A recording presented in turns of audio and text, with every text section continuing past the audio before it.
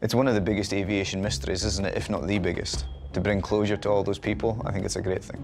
For years, search teams scoured oceans, families pleaded for answers, and the world was left in disbelief. But now, after a decade of silence, something real has surfaced. This evidence brings us closer to the truth behind Malaysia Airlines Flight 370. Today, we reveal what was uncovered, findings no one can deny, the discovery and what was found.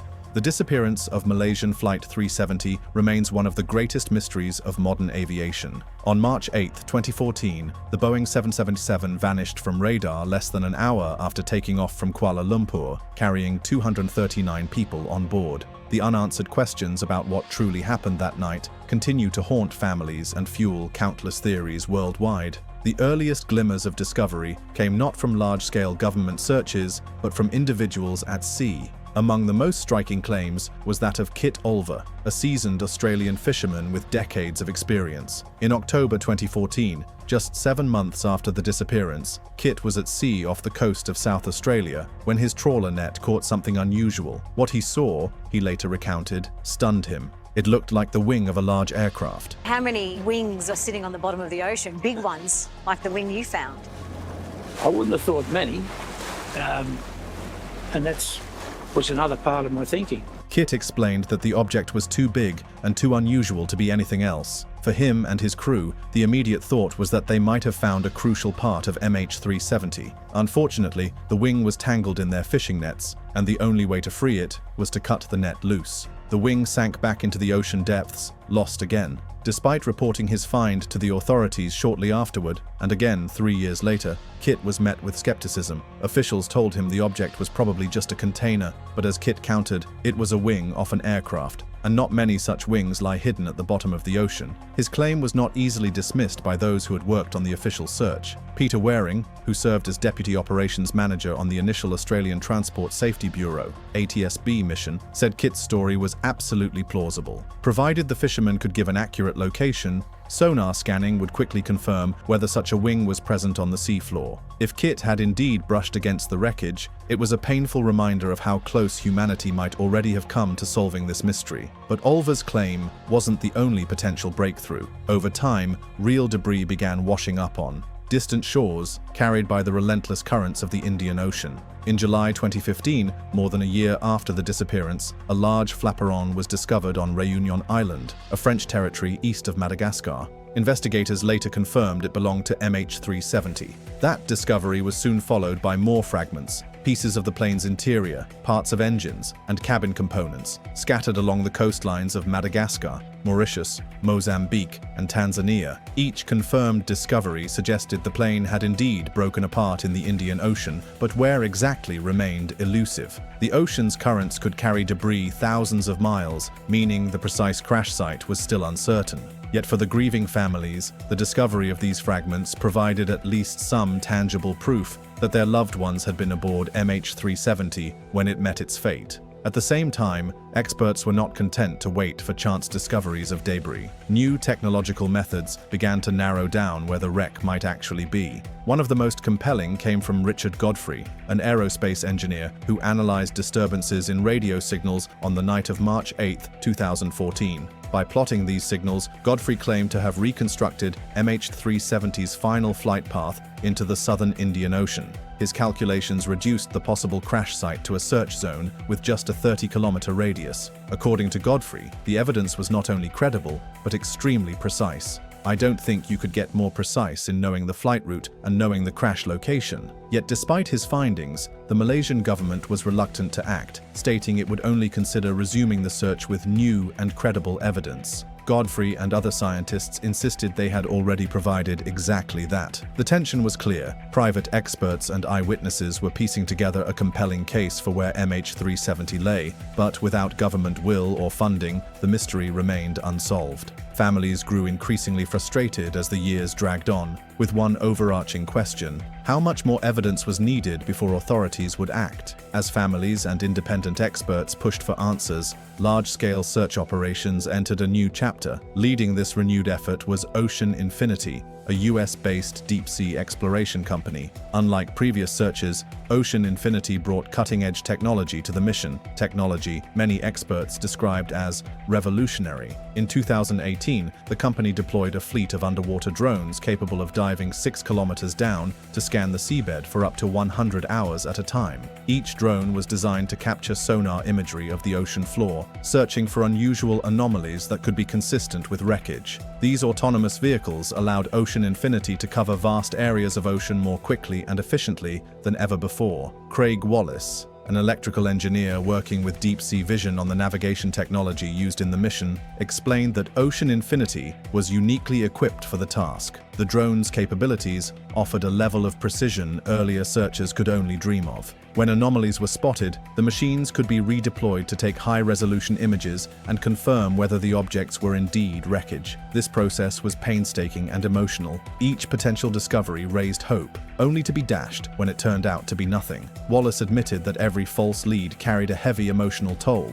Despite these challenges, Ocean Infinity pressed forward. Their search zones spanned nearly 15,000 square kilometers of the Indian Ocean floor, an area so vast it was described by experts as one of the most hostile and unforgiving environments in the world. Still, no technology could erase the dangers of the southern Indian Ocean. Wave heights of up to 20 meters, 60 feet, were recorded, creating extreme and often life-threatening conditions. The vessels were days away from the nearest port in Perth, meaning if something went wrong, catastrophe could strike before help could arrive. Yet beyond the sheer logistics, another issue clouded the mission: transparency and trust. Ocean Infinity never fully explained why it selected its latest search zone, which overlapped with previously examined areas. Critics argued that all underlying data should have been published for peer review, but this was not done. As one expert put it, "That's the level of transparency that we really should have had here." There were also financial stakes. The mission carried a staggering $70 million price tag, structured as a no-find, no-fee arrangement with the Malaysian government. This meant Ocean Infinity would only be paid if it located the wreckage.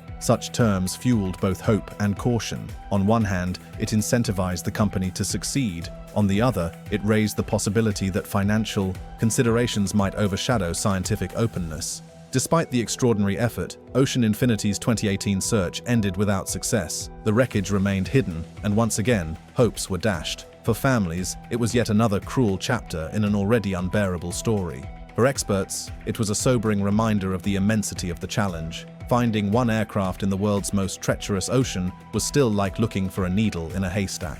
Yet the mission did not end there. In the years since, Ocean Infinity announced renewed intentions to return to the search zone with even more advanced technology. By 2024, their strategy had evolved into a mission of mercy that once again carried the hopes of families worldwide. Each new expedition reignited hope that perhaps, finally, the wreckage would be found, that the families could have closure, and that aviation could learn the truth behind its greatest mystery. For the families, these fragments carried heavy symbolism. On the one hand, they proved that their loved one's final journey ended in the Indian Ocean. On the other hand, they were maddeningly incomplete. Each fragment raised as many questions as it answered. What caused the breakup? Was it a controlled ditching or a violent crash? Were the passengers alive until the very end? Despite frustrations, each new piece of evidence strengthened the case for continuing the search. By the 10th anniversary in 2024, Ocean Infinity announced plans to resume operations, hoping that their latest technology could finally pinpoint the wreckage. Many experts agreed that this could be the world's greatest chance yet to solve the mystery source. Still, skepticism lingered. As one search veteran put it, the discoveries so far, both at sea and along the world's coastlines, have proved beyond doubt that MH370 lies somewhere in the southern Indian Ocean. Yet, without finding the main wreckage and its recorders, the world remains in suspense. Let's rewind and tell you the details of that fateful day when the flight vanished, a day that turned an ordinary journey into one of the most chilling mysteries in aviation history. The disappearance and endless mystery. On the evening of March 8, 2014, Malaysia Airlines flight MH370 departed Kuala Lumpur International Airport at 12:41 a.m., bound for Beijing. On board were 239 people, 227 passengers, and 12 crew, representing 14 different nationalities. For the first part of its journey, the I Air flight unfolded without incident. The Boeing 757 climbed smoothly to its cruising altitude of 35,000 feet, heading northeast across the South China Sea. In the cabin, passengers settled in for the overnight trip. Families expected their loved ones to arrive safely in Beijing just after sunrise. On the ground, air traffic controllers recorded nothing unusual in the crew's communications. By every indication, MH370 was just another long-haul flight. But within an hour, everything changed. At 1:19 a.m., the last voice transmission was received from the cockpit. A Malaysian air traffic controller cleared the crew to contact Ho Chi Minh Control in Vietnam. The pilot's calm reply was, "Good night, Malaysian 370. After that moment, the aircraft's transponder, which continuously broadcasts location and altitude, was switched off. The jet disappeared from civilian radar. Military radar later showed the plane making a sharp turn west, crossing back over the Malaysian peninsula, and then heading out toward the Strait of Malacca. After that, it vanished again, this time from all known tracking systems. It was a move so abrupt and unusual that investigators immediately suspected deliberate action. For the families waiting in Beijing, confusion turned to despair. Hours after the plane's scheduled arrival time, relatives were still gathered at the airport, clinging to hope. Instead, Malaysia Airlines issued a short statement that contact had been lost with the aircraft. That was the moment the nightmare began. As one aviation expert reflected years later, the sheer fact of MH370's disappearance still felt incomprehensible. At first, search operations concentrated in the South China Sea, the plane's last known location. Dozens of aircraft and vessels from Malaysia, Vietnam, China, and the United States scoured the waters. But as days turned into weeks, no wreckage, oil slicks, or debris were found. The world was stunned. A Boeing 777 is one of the most advanced aircraft ever built. Its size and systems make it impossible to imagine vanishing without a trace. Yet MH370 had done exactly that. For the families, the uncertainty was unbearable. Every passing day without news was another wound. As one widow, Jackie Gonzalez, recalled a decade later about her missing husband, her words captured the torment of all those left behind. The absence of answers was as cruel as the tragedy itself. Jackie expressed both heartbreak and frustration at how authorities handled the search. Her plea reflected what so many families felt, that without transparency, urgency, and a clear plan to find the wreckage, the discoveries would never translate into real answers. As the days passed with no wreckage, investigators faced an unprecedented situation. From the very beginning, the disappearance of MH370 exposed serious flaws in how aviation crises were handled. The initial investigations were plagued with confusion, poor communication, and clashing authorities. In the critical first hours after the plane went missing, Malaysian officials hesitated to release details. Conflicting statements were issued, sometimes denying reports, other times backtracking on them. Families complained they were being left in the dark. Meanwhile, international partners scrambled to understand what had happened. The first assumption was that MH370 had suffered a catastrophic mechanical failure over the South China Sea. Yet this theory soon faltered. If there had been a sudden explosion, fire, or engine failure, why was there no distress call? Why did the plane continue flying for hours after losing contact? Then came the breakthrough: satellite data. The British company, Inmarsat, whose satellites routinely exchanged handshakes with aircraft, revealed that MH370 had continued flying for nearly 7 more hours after contact was lost. Each automatic handshake recorded the plane's distance from the satellite, producing arcs that showed possible paths far from its original route. This discovery shifted the search effort thousands of kilometers west into one of the most remote parts of the world. For many families, the revelation was heartbreaking. It meant the aircraft had not crashed quickly after disappearing. It had flown on, silently, toward oblivion. But why? That question launched countless theories. Some experts suspected deliberate human action. One investigator put it bluntly. This theory focused on Captain Zahari Ahmad Shah, the pilot in command. Later, authorities discovered that Zahari's personal flight simulator had a route strikingly similar to MH370's suspected final path. To some, this was damning evidence of intent. Yet not everyone agreed. Fuad Sharuji, a colleague and friend of Zahari for 3 decades, firmly rejected the idea. He does not have the capacity or the character of an assassin. The possibility of deliberate action was not only controversial, it was psychologically difficult for many to accept. As one expert explained, imagining a pilot deliberately depressurizing the cabin and flying the jet into the ocean was almost too horrific to fathom. Still, without hard evidence, it remained one of the leading theories. Meanwhile, the first official search efforts intensified. The Australian Transport Safety Bureau, ATSB, was tasked with leading what became the largest search in aviation history. Dozens of ships and aircraft, aided by advanced sonar systems, scoured over 120,000 square kilometers of ocean floor between 2014 and 2017. But despite the enormous scale, the search turned up nothing. No fuselage, no black boxes, no clear sign of the jet. It was a crushing blow. The mystery deepened. With every passing year, the absence of answers made MH370 not just a tragedy, but an endless puzzle, one that tested the limits of aviation, technology, and human resilience. Families accused authorities of incompetence, investigators clashed over theories, and the public grew increasingly skeptical of official statements. What should have been the most urgent and coordinated search in history became a case study in confusion. And so, even as the first investigations ended, the world was left with more questions than answers. The mystery of MH370 was far from solved. It was only just beginning. And as theories swirled, families were left with the unbearable question: would the wreckage ever be found? The discoveries, while significant, lead directly into the larger question. What lasting impact has MH370 had on aviation, and how has the industry responded to prevent such a disaster from ever happening again? Impacts on the aviation industry. The disappearance of MH370 was more than a personal tragedy for the families of the 239 souls aboard. It was a global wake-up call for aviation. How could a modern Boeing 777, equipped with advanced communication systems and flying in an age of satellites and radar, simply vanish without a trace? For decades, the aviation industry had assumed that large passenger aircraft could always be tracked. Yet MH370 revealed painful gaps in that assumption.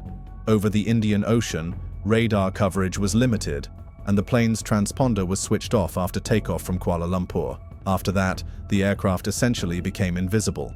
The loss shattered public confidence. Families demanded answers. Governments demanded reforms. And airlines, once confident in their systems, had to confront a reality. They were not prepared for this kind of disappearance. In the months after MH370, the International Civil Aviation Organization began exploring reforms.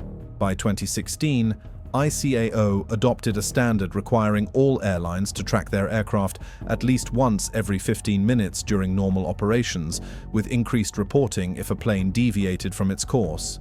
The rule, called the Global Aeronautical Distress and Safety System, aimed to prevent another MH370 from ever slipping off the map source. Satellite technology was also pushed forward. The satellite company Inmarsat, whose unique data logs had helped reconstruct MH370's last known path, their system provided a proof of concept.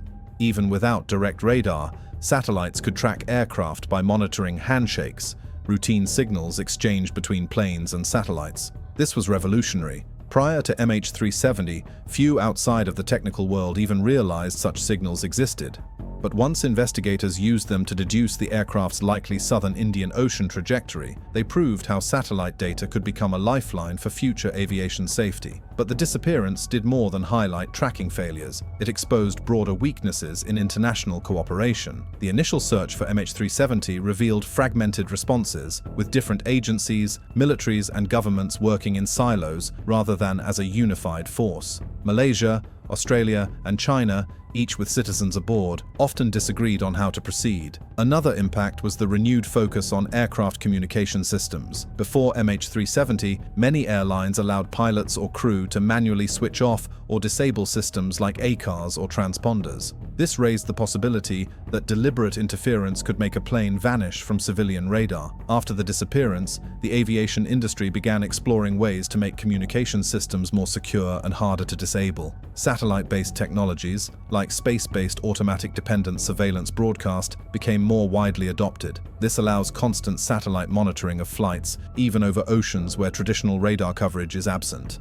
At the same time, the tragedy started discussions about black box in the cloud technology. Instead of waiting to recover physical flight recorders from crash sites, streaming flight data directly to secure servers could provide real-time insights into what happens on board. While this technology is still debated due to costs and data privacy issues, MH370 accelerated its consideration. Malaysia Airlines, once considered a symbol of pride and reliability in Asia, faced one of the darkest periods in its history after the disappearance of MH370. The airline, which carried millions of passengers across Asia, Europe, and Australia, suddenly found itself at the center of global media attention for all the wrong reasons. Its reputation for safety and service took a devastating hit, and its financial stability quickly followed. The situation grew worse only a few months later, when another of its planes, MH17, was tragically shot down over eastern Ukraine on July 17, 2014, killing all 298 people on board.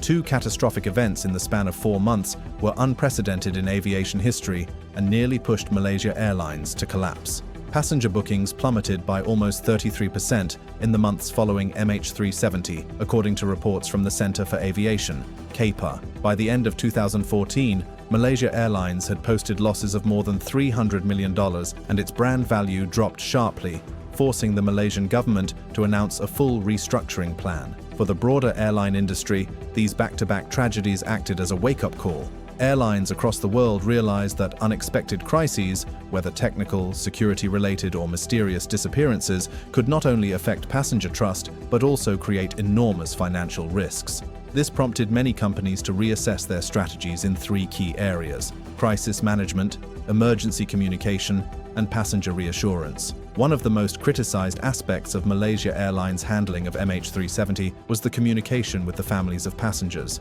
Relatives were left frustrated, often learning updates from media channels before official airline announcements. In one instance, families in Beijing were informed via a text message that their loved ones were presumed dead, which sparked outrage and deepened mistrust. The slow and inconsistent flow of information revealed how unprepared airlines were to handle large-scale crises in the age of smartphones and 24/7 social media coverage. Beyond the technological failures revealed by MH370, the tragedy also forced aviation authorities to confront uncomfortable questions about the human factor. Theories about what happened during the flight often revolved around the cockpit. If true, it meant the aviation world had to reckon with the possibility that one of its own could weaponize their knowledge to create a mass tragedy. This was deeply unsettling, not only for the families, but also for airlines and regulators who were forced to ask, how well do we really know the men and women flying our planes? The disappearance of MH370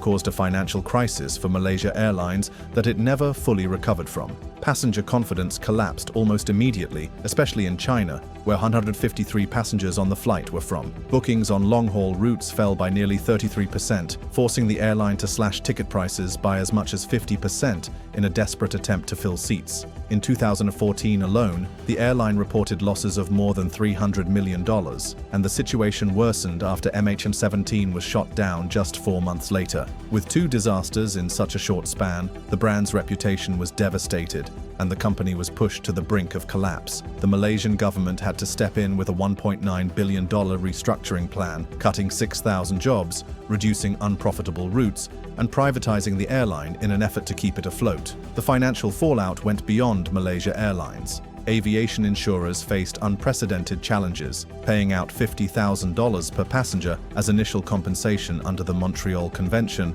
while also handling lawsuits across multiple countries. The multinational search for MH370, which became the most expensive in aviation history, at over $200 million, added further financial strain. The tragedy also triggered higher insurance premiums industry-wide as insurers recalculated risks for rare but catastrophic events. More broadly, the case highlighted how safety perception directly affects airline profitability, with competitors like Singapore Airlines and Air Asia gaining market share while Malaysia Airlines struggled. Social media's role was another critical factor. During the MH370 crisis, Twitter and Facebook were flooded with rumors, conspiracy theories, and speculation. This put immense pressure on airlines and regulators to provide real-time updates. A report by the International Air Transport Association noted that silence in such situations only worsens public perception, as people assume the worst in the absence of official information. Since then, airlines have invested heavily in crisis. Communication teams trained to respond quickly and accurately